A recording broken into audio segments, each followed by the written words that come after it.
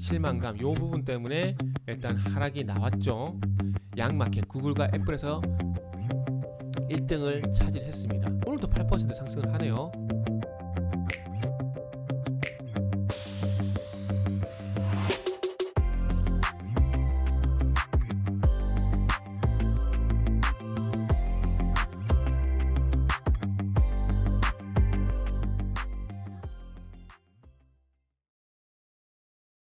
자, 반갑습니다. 알파프로 가족 여러분, 정태근 전문가입니다. 8월 27일 방송 시작을 하도록 하겠습니다. 첫 번째 방송 종목은 NC소프트입니다. 어제 급락이 나왔는데 한번 짚어보자고요. 그리고 방송 말미에는 히든 종목이 공개가 되니까 방송 끝까지 시청을 부탁드리도록 하겠습니다. 방송 보시고 난 이후에는 좋아요, 구독도 부탁드릴게요. 자, 그러면 거두절미하게 한번 시작을 해보도록 하겠습니다. 화면 한번 보시면서 말씀드려보도록 하겠습니다. 자, 어제 그 NC소프트가 15%, 예전이면은 하한가죠. 지금은 상한가가 30%인데, 최근에 주식 하신 분들은 아마 모를 수도 있어요. 예전에는 상한가, 하한가가 15%였습니다. 그래서 옛날 기준으로 보게 되면은 어제 하한가 맞은 거나 마찬가지입니다. 자, 어제 블레이드 앤 소울에 대한 그 실망감, 블레이드 앤 소울에 대한 실망감 요 부분 때문에 일단 하락이 나왔죠. 불소라 그러죠. 불소2 나왔는데 한번 그 제가 보여드리고 싶은 게 있어요. 자, 여기를 좀 보시면은 지금 넷마블도 신작이 나왔죠. 넷마블도 신작이 나왔고 NC소프트도 신작이 나왔습니다. 근데 나란히 신작이 나온 회사, 나란히 이 두 회사는 하락을 했고요. 카카오게임즈는 상승, 펄어비스도 상승을 했습니다. 상승했어요. 제가 이걸 왜 보여드릴까요? 제가 하나 고백을 하자면은 저는 게임을 잘 모릅니다. 안 합니다. 그래서 몰라요. 그런데 그렇다고 해서 그냥 모른다 할 수는 없잖아요. 할 수는 없는데 일단은 게임을 하는 유저 입장에서 생각을 하는 게 아니라 일단 투자자 입장에서 한번 보자고요. 투자자 입장에서 동시에 어제 26일날 동시에 신작을 출시한 NC소프트, 넷마블은 하락을 하고요. 그리고 카카오게임즈, 펄어비스는 도리어 상승을 했습니다. NC소프트, 넷마블은 소위 말하는 대형사라 그러죠. 대형사라 그러고 카카오게임즈하고 펄어비스는 소형이라기 좀 그렇고 중형 게임사입니다. 중형 게임사. 카카오게임즈 같은 경우는 오딘이고요. 펄어비스는 뭐였죠? 갑자기 기억이 안 나네요. 그리고 NC소프트 같은 경우 블레이드 앤 소울, 넷마블 게임이 나왔습니다. 그런데 카카오게임즈도 최근에 게임이 나왔고 펄어비스는 테일러 영상을 공개를 했고요. 그리고 NC소프트, 넷마블은 어제 출시를 했습니다. 그런데 중형주, 대형주 상반된 흐름이 나왔어요. 우리가 거기서부터 출발해야 된다는 겁니다. 대형사라면은 이 카카오게임즈, 펄어비스 보다 나아야 되지 않을까요?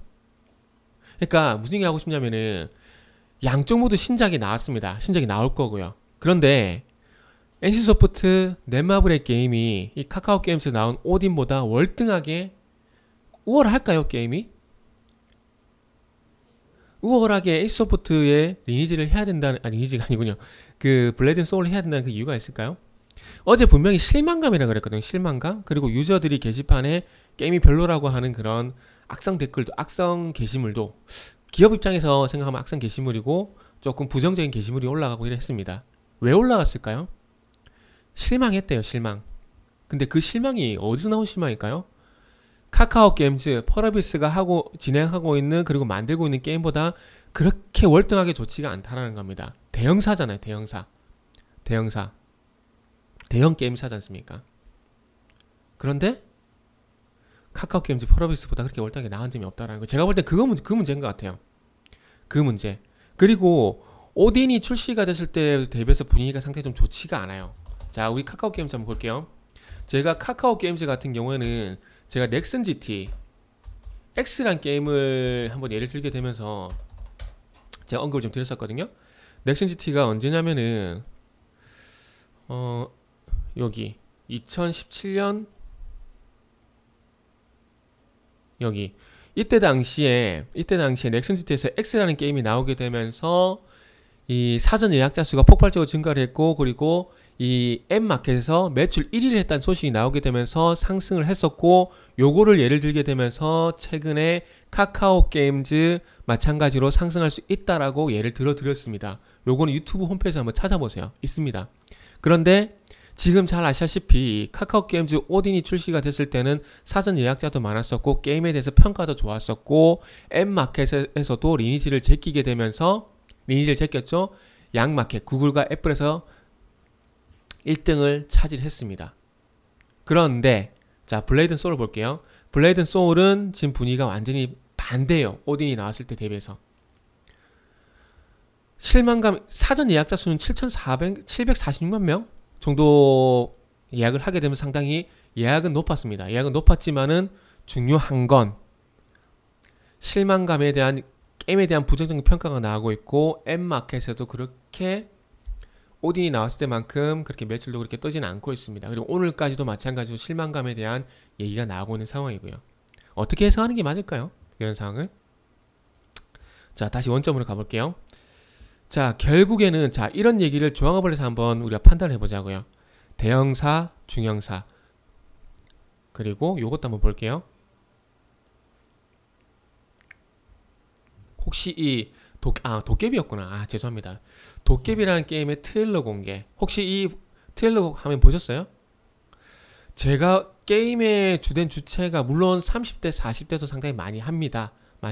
그런데 요 영상 보신 분들은 아마 그 나이가 좀 있으신 분들, 저도 지금 40대인데 나이가 있으신 분들 같은 경우는 이 트레일러 영상을 보고 어떤 느낌일지 저도 상당히 궁금해요. 그런데 10대, 20대한테는 눈에 확 들어옵니다. 최근의 트렌드의 메타버스까지 적용을 시키게 되면서 눈에 확 들어와요. 아마 이 차이인 것 같습니다. 물론 e스포츠, 블레이드 소울 게임, 리니지 게임 괜찮습니다. 괜찮아요. 그런데 게임도 패션도 그렇고 주식도 그렇고 트렌드가 있잖아요. 과연 이 펄어비스가 공개한 도깨비 영상 대비해서 트렌드가 많이 반영됐을까? 라는 걸 우리가 한번 고민을 해봐야 될 것 같아요. 그랬을 때 그런 판단을 하고 난 이후에 지금까지 말씀드린 내용을 종합해서 생각을 해보고 판단하고 난 이후에 에이스소프트의 주가를 한번 생각을 해보자고요. 그러면은 빠질 수 있겠구나. 조금 15% 하락, 오늘까지 하게 되면 20% 정도 하락인데 20% 하락이 좀 과할 수도 있습니다. 과하다고 좀 볼 수 있지만 그럼에도 불구하고 이래서 하락을 할 수밖에 없구나 라는 판단은 좀 할 수가 있을 것 같아요. 그래서 마지막으로 주가 전망도 한번 말씀드려 본다면은 저는 SK바이오팜의 주가를 따라갈 가능성이 좀 있지 않을까라고 생각을 하고 있습니다. 자, SK바이오팜 같은 경우에 요때 대량 거래가 터지게 되면서 몇 퍼센트 빠졌지? 대량 이때 물량 때문이거든요. 오버행 이슈거든요. 17% 하락했잖아요. 그죠? 17% 하락하고 난 다음에 추가적인 하락이 나왔고, 이 하락의 진폭, 이 하락의 충격 때문에 추가 하락이 더 나왔다 보시면 될 것 같아요. 그리고 난 이후에 일정 부분 반등 시도가 나왔지만은 현재 주가는 답보 상태라 보는 게 맞아요. 그래서 NC소프트도 마찬가지로 SK바이오팜의 흐름을 따라갈 가능성이 상당히 높다고 봐집니다. 그래서 아마 일단 63만원대까지 하락은 열어두시는 게 차라리 속편할 겁니다. 속편하고 당분간 계좌를 안 열어보는 게 답이라는 말씀 좀 드리고 싶네요. 그래서 조금 최대한 객관적으로 말씀드리려고 노력은 했는데 어쨌든 뭐 참고가 되셨으면 좋겠습니다. 참고가 되셨으면 좋겠고, 결국 신작 대비 월등한 킬링 포인트가 없다, 이게 NC의 악재였다 라는 말씀 드리면서 히든 종목 보도록 하겠습니다. 자, 히든 종목 오늘도 8% 상승을 하네요. 어제도 10% 상승을 했었고 오늘 또 8% 상승. 좀 아깝네요. 자, 지금 요 종목은 제가 항상 말씀드리지만 신고가 가는 종목들은 무조건 관심을 가져야 됩니다. 자, 최근에 6월 달에 9,500원이 좀 고점이 됐고요. 고점이 됐고 돌파를 하려고 했었지만은 이건 폴더블폰 관련주입니다. 아마 이 정도 얘기해도 다 알 것 같아요. 다 알 것 같고 9,500원대 저항이 있었지만은 전일 대량 거래가 실리게 되면서 거래가 실려주게 되면서 V자 반등 나왔고 이 V자 반등을 통해서 전고점 돌파가 됐습니다. 그러면 새롭게 힘이 붙었다라는 거예요. 새롭게 힘이 붙었다라는 겁니다. 그러면 요거는 관심을 가져야 돼요. 관심을 무조건. 무조건 관심을 가져야 됩니다. 그래서 지금 어디까지 상승이 나올지 모르겠지만 최소한 지금 8,000원에서 어쨌든 많은 기준을 잡게 된다면은 일단 박스권 기준으로 보게 되면 12,000원 정도는 분명히 상승이 나온다고 봐야 될 것 같고요. 그리고 이거는 최소 밴드입니다. 8,000원에서 많은 밴드를 보기 때문에 일단 12,000원을 보는 거고, 요거는 최소 미니멈 12,000원을 본다는 얘기입니다. 본다는 얘기예요. 그래서 신고가 나오는 것들은 좀 보세요. 무조건 볼 필요가 있습니다. 물리 손절하더라도 보는 게 맞다라는 거죠. 그리고 6월달 이후에 이 9,000만 원 돌파가 쉽지가 않았는데 어쨌든 3개월 만에 횟수로 3개월 만에 돌파가 됐다라는 점, 요거는 긍정적으로 볼 수 있을 것 같고요. 그리고 요거랑 비슷한 종목도 있습니다. 제너쌤이라고. 자, 이것도 전고점 돌파가 됐죠. 전 돌파가 9,000만 원대 전고점 돌파. 5월달 이후부터 돌파가 안 됐는데 일단 오늘 상반된 흐름이긴 하지만 그럼에도 불구하고 전고점 돌파가 됐다라는 거, 이런 것들은 분명 관심을 가져야 됩니다. 그래서 오늘 말씀드리고 있는 이 히든 종목 같은 경우 조금 이미 상승이 나와서 조금 아쉽지만은 여기서 가져갈 수 있는 투자 아이디어는 전고점 돌파, 신고가가 나온 종목들. 그러니까 바로 N자형 상승이 아니라 기간 조정을 거치고 난 이후에 새롭게 신고가를 만드는 종목들 같은 경우에는 덮어놓고 관심을 가져야 된다. 여기서 아이디어를 출발하시면 될 것 같습니다. 이해되시죠?